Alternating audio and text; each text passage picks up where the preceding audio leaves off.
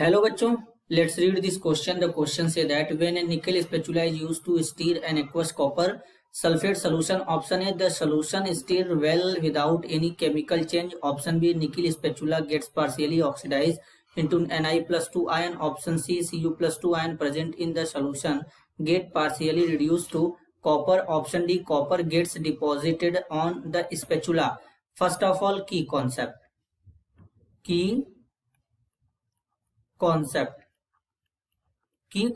होगा application of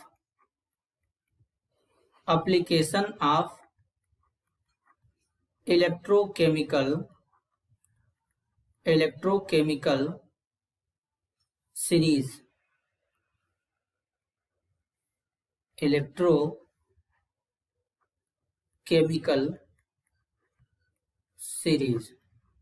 तो बच्चों इलेक्ट्रोकेमिकल सीरीज के अकॉर्डिंग अगर हम देखें तो बेसिकली जो कॉपर सल्फेट सॉल्यूशन है इसमें निकल स्पेचुला का यूज नहीं करना चाहिए, क्योंकि निकल का रिएक्टिविटी ज्यादा होता है कॉपर से।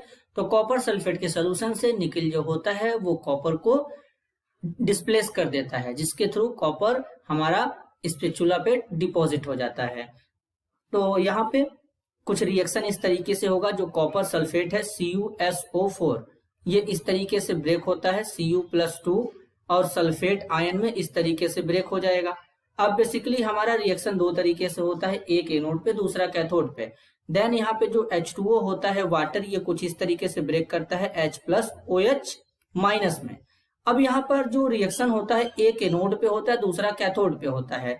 तो एट एनोड पे जो रिएक्शन होगा ऑक्सीडेशन होता है। तो बेसिकली जो निकल होता है ये Nickel+2 में इस तरीके से कन्वर्ट हो जाता है, 2 इलेक्ट्रॉन निकालकर, क्योंकि बच्चों एनोड पे जो होता है वो ऑक्सीडेशन होता है और कैथोड पे क्या होता है, रिडक्शन होता है। तो जो कैथोड पे रिएक्शन होगा उसमें रिडक्शन होगा। तो बेसिकली जो Cu+2 है ये 2 इलेक्ट्रॉन गेन करके कॉपर में कन्वर्ट हो जाएगा, कॉपर सॉलिड में इस तरीके से कन्वर्ट हो जाएगा। तो अब यहाँ पे करेक्ट आंसर को आइडेंटिफाई करेंगे तो ऑप्शन ए में बोला गया the solution stir well without any chemical change, तो ये गलत हो जाएगा। ऑप्शन बी में है nickel spatula get partially oxidize into Nickel+2 ion. तो बेसिकली जो एनोड पर रिएक्शन हो रहा है उसमें निकल जो है वो ऑक्सीडाइज हो रहा है, तो ऑप्शन बी यहाँ पे करेक्ट हो जाएगा।